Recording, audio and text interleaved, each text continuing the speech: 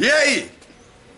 Como é que vocês estão? Sejam muito bem-vindos ao vlog diário do Nino Denani, aquele momento em que a gente senta pra conversar de espiritualidade, espiritualismo, magia, ocultismo, religiões e todas essas coisas que estão meio desse caminho aí, né? Desse caminho maluco. Sempre sem corte, sem edição, sem porra nenhuma. Como é que vocês estão, galera? Hoje é terça-feira, ontem choveu que nem um... Olha, eu vou te falar, ontem choveu como se fosse Londres aqui. Mas hoje tá calor. Não tá sol, mas tá quente. Mas é terça-feira, né? E eu tenho um montão de trabalho pra fazer hoje. Eu tô com trabalho... Quem me acompanha no Facebook viu que eu não dormi praticamente, né? Então, eu vou gravar esse vlog diário meio que a toque de caixa pra gente fazer um negócio... Pra eu conseguir trabalhar também, né? Porque eu ainda vou ter que voltar lá pro computador e começar a trabalhar. Deixa eu só fazer o seguinte. Eu tenho meio que... Nos últimos vlogs cronometrado 10 minutos de vlog, tá? Eu acho que é um tempo bom pra vocês não enjoarem também, dá tempo de responder algumas perguntas bacanas, e vocês também não enjoam muito, né? O que vocês acham? 10 minutos tá bom? E outra coisa, ontem, na verdade eu só tô falando isso pras pessoas que são novas no canal aqui, tá? Que estão chegando agora. Porque ontem me colocaram um comentário no vídeo falando que era chato quando eu não sabia sobre o que eu tava falando. Eu imagino que é quando eu chego aqui pra vocês e falo, ó, eu leio a pergunta e falo, puta, não tenho ideia do que você tá falando. É o seguinte, pra vocês que são mais novos, há muito tempo atrás, na verdade algumas semanas atrás, eu fiz uma enquete com a galera do canal aqui que já vinha aqui, já estava inscrita, perguntando se eles queriam que eu fizesse os vídeos diários, vlogs diários, com mais embasamento de informação, porque não era um negócio que eu gostava, tá? Esse negócio, um vídeo mais embasado, com mais informação, com mais busca, etc e tal, eu faço os vídeos de quarta. Os vlogs diários é mais um papo que eu tenho com vocês mesmo. Então, tem muita coisa que eu vou ler e vou falar que eu não sei. Os vídeos de quarta não, eu vou atrás, eu pesquiso, eu chamo gente, eu converso, etc e tal. Agora, os vídeos normais aqui, eu perguntei se eles gostavam desse formato ou se queriam que fossem vídeos mais que eu fosse atrás de informação, dessa bibliografia, né? Eles falaram que não, que gostavam mais assim, cara. Então, tipo, eu tô indo pelo caminho que os inscritos escolheram, beleza? Eu também gosto de fazer isso. Vamos lá?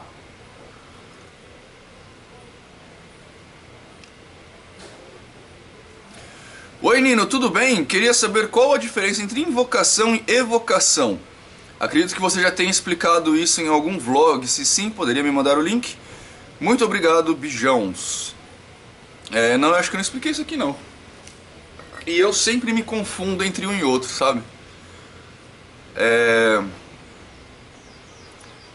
Eu vou falar um negócio aqui, muita gente vai brigar comigo, tá? Mas foi o jeito que eu aprendi, é o jeito que me faz sentido. Eu vou me confundir entre os termos, invocar e evocar. Deixa eu pegar no dicionário pra eu falar uma coisa mais certeira pra você. É assim, gente, ó, eu tenho dicionário. Como é que chama aquele negócio? Eu sou disléxico, tá? Eu tenho dislexia. Então algumas coisas pra mim fica meio complicada de decorar, sabe? Eu, por exemplo, até hoje eu não consigo ver hora em relógio de ponteiro. A Ana mesmo é super frustrada, porque às vezes ela vai no shopping, ela gosta muito de relógio de pulso, né?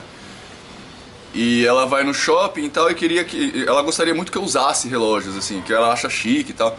Só que eu não compro porque eu não sei ver hora em relógio de ponteiro. Eu não consigo ver hora em relógio de ponteiro.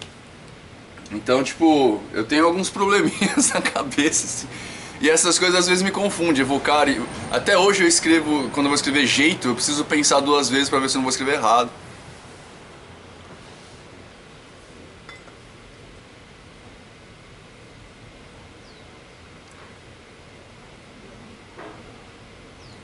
Ó, evocar e invocar, pra mim a diferença é a seguinte, eu tô só confirmando qual é qual, tá? Tá certo. Invocar, quando você invoca um ser, você tá pedindo, você tá implorando que aquele ser venha. Geralmente você faz isso pra seres que são muito mais poderosos do que você, tá? Quando você vai, por exemplo, não poderosos no sentido de poder... de magic power, sabe? de posso te matar, alguma coisa assim. Mas, por exemplo, um guia espiritual na Umbanda, ou um guia espiritual no kardecismo, são pessoas que são mais evoluídas do que você, então você invoca a sua presença. Você vai trabalhar com seres extraplanares, né, de outros... Extraplanares não, extradimensionais, de outras dimensões, anjos, demônios, essas coisas. Você entende que são espíritos que têm muito mais força do que você, muito mais sabedoria, muito mais conhecimento, muito mais velhos, tem muito mais respeito por eles, então você os invoca, tá? Porque invocar é um pedido. Invocar você implora a presença, você faz com devoção, você faz com respeito, sabe? Tipo, você pede. Evocar, por outro lado, você faz com seres mais simples. Por exemplo, elementais. Elementais, espíritos animais, são espíritos que são mais simples, eles não têm... Simples no sentido de mentalismo, de mentalidade mesmo, sabe? Então você evoca, você ordena. Invocar você suplica, evocar você ordena. É claro que tem gente que vai falar assim, ah, Nino, eu quando chamo um Demon da Goetia, eu evoco então, porque eu prefiro ordená-lo a pedir. Vai de cada um, velho. Eu encaro os Demons da Goetia como seres espirituais muito mais do que eu, então eu os invoco, eu peço favor, sabe? Agora, se eu for trabalhar com um elemental puro e simples, com um elemental do fogo, sei lá, aí eu evoco, eu mando, porque eles não têm compreensão suficiente. Seria como é que você vai tratar seu pai e o cachorro, sabe? Tipo, o Todd, eu adoro o Todd, mas eu não chego pro Todd e falo, Todd, por favor, vem aqui. Eu evoco, Todão, vem cá, Todão. Aí ele vem. Pro meu pai eu não faria isso, falar, ô pai, por favor, você pode dar uma chegada aqui? Entendeu? Então, invocar é suplicar, evocar é ordenar. Aí, ó, mandei ele ver. Todão. Todão, gostoso. Vem aqui pro pessoal te dar bom dia. Não quer? Tá bom, então vem. Nino, me fala sobre a evolução no sentido de espírito. Tipo aquele povo que faz muitas maldades no plano físico, por exemplo. Como é depois no plano espiritual? Ou não muda nada depois que desencarnou? Tô falando daquele povo mau mesmo, sabe? Que mata, tortura, faz coisas que não conseguimos entender como é possível. Eu pelo menos não consigo digerir certas coisas que o ser humano faz. Se conseguiu me entender, responda. Se conseguiu me entender, responda-me. Obrigado. De nada. Gente, é o seguinte, ó. Igual atrai igual, cara. No mundo inteiro, no universo inteiro, eu sou hermetista, então eu entendo assim, né? Energia atrai energia, os iguais se atraem, tá? Então o que a gente faz? Se a pessoa, qualquer um de nós que desencarnarmos, iremos para um lugar... assim, primeiro que a gente não vai... Nossa, tem uma abelha. Eu plantei um monte de manjericão aqui, gente, e tá cheio de abelhinha polinizando o manjericão aqui. Eu achava que era mosca, mas é abelha. Primeiro, gente, a gente não vai pra lugar nenhum, tá? Todo mundo me pergunta, Nina, pra onde a gente vai quando a gente morre? Pra onde não sei quem vai quando morre? A gente não vai pra lugar nenhum, gente. A gente continua aqui, tá? O planeta é o nosso lugar ainda.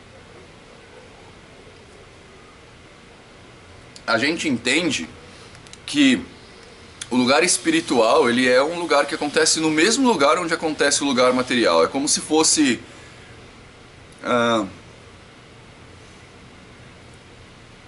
é como se fosse um prédio, digamos assim, vai. Então a gente tem lá, num prédio de 3 andares, por exemplo, numa escola.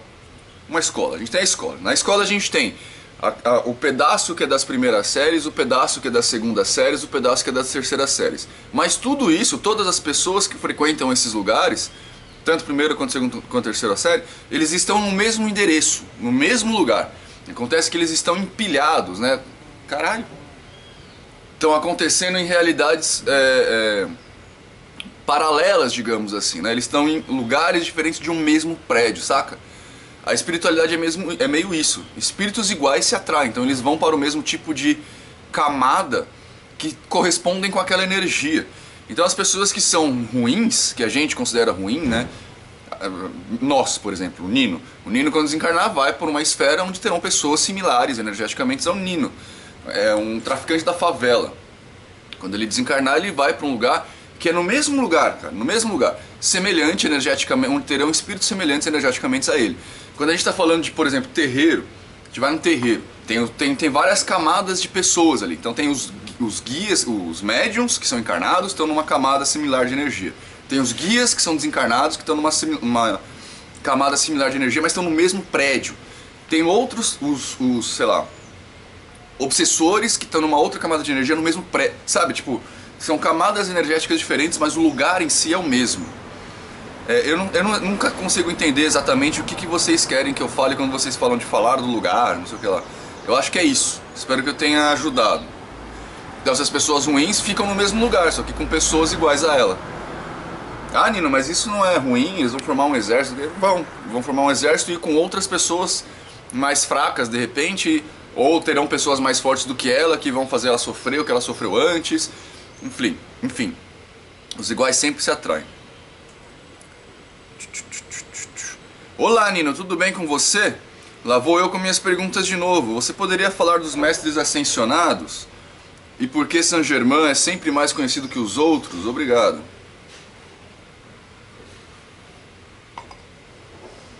Cara, eu já falei sobre esses mestres ascensionados com a Ana, inclusive, tá?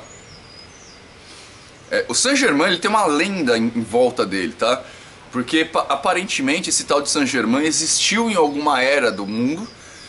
Aliás, ele existiu em várias eras do mundo. Tem relatos, parece, sobre ele, mas relatos, você sabe, a gente nunca leva a sério. E aparentemente ele tem alguns escritos sobre ele, por isso que ele é mais falado. Não se sabe se ele foi um vampiro, se ele foi um sábio, se ele foi um má, não se sabe exatamente o que ele foi, porque aparentemente ele não envelhecia, aparentemente ele era muito rico, vivia sempre nos reinos, etc e tal, né? É por isso que ele tem mais nome. Os mestres ascensionados seriam... uma vez eu contei pra vocês a história aqui, né? A gente tem, quando a gente fala de Oriente, porque tem a escola do Grande Oriente místico, a maçonaria tem o Oriente, o Grande Oriente, não sei o que lá. Por que a gente usa o termo Oriente, né? Oriente, ele não é um lugar físico. A gente geralmente, quando fala de Oriente, por exemplo, na Umbanda, o povo do Oriente, a gente geralmente fala de egípcios, persas, sei lá, vai da mitologia da casa, né? Mas Oriente, ele é um lugar extrafísico. Ele é um lugar que simboliza o conhecimento, um lugar não material que simboliza o conhecimento, é um lugar extrafísico onde os espíritos com interesses de aprendizado mágico, no sentido de magia, de sabedoria, se reúnem para trocar informações, como se fosse uma mega escola, tá? Como se fosse uma mega ordem. E vez por outra esses caras, ou eles se reúnem em pequenos agrupamentos e vêm pra cá pra passar alguma informação, ou eles vêm pra cá pra estudar junto com a gente e acabam compartilhando informação. Um desses caras que são famosos também é o Ramatiz, né? Que é um grupo de espíritos sob a tutela do espírito maior chamado Ramatiz, que passa algumas informações de vez em quando por aí. Agora, qual que é o problema? O Saint-Germain está no meio desse caminho, os mestres ascensionados também, tá? Agora, e outra coisa, como uma ordem qualquer, como uma escola qualquer, cada um dos espíritos que estão ali, eles aprendem coisas muito de forma particular. Embora o aprendizado seja geral, eles aprendem de forma independente, tá? Que nem eu falei pra vocês que acontece nas ordens iniciáticas. O estudo ele acontece de forma particular. Você aprende, você tem mestres que te ensinam, só que o que você vai aprender é de responsabilidade sua, saca? Então eu posso aprender, eu vou numa escola onde tem mestres que vão me ensinar português, matemática, física, química, lá. Então eu escolho se eu vou aprender português, e dentro de português eu vou aprender literatura ou gramática, enfim. E aí a gente vai indo. De vez por outra esses caras vêm. Agora qual que é o problema, né? Criou-se uma lendária em cima disso. Tem muita gente que está falando que faz contato com mestres ascensionados para vender coisa. E isso não pode, né? Porque geralmente quando isso acontece, é assim, ó, via de regra, quando você comercializa alguma coisa nesse nível, a coisa se perde, tá?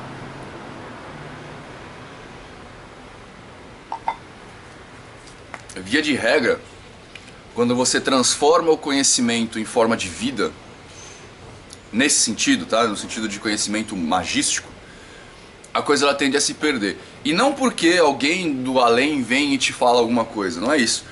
É porque você se sente tentado a fazer alguma coisa que te dê mais dinheiro. Então você perverte o conhecimento em troca de bens financeiros, tá?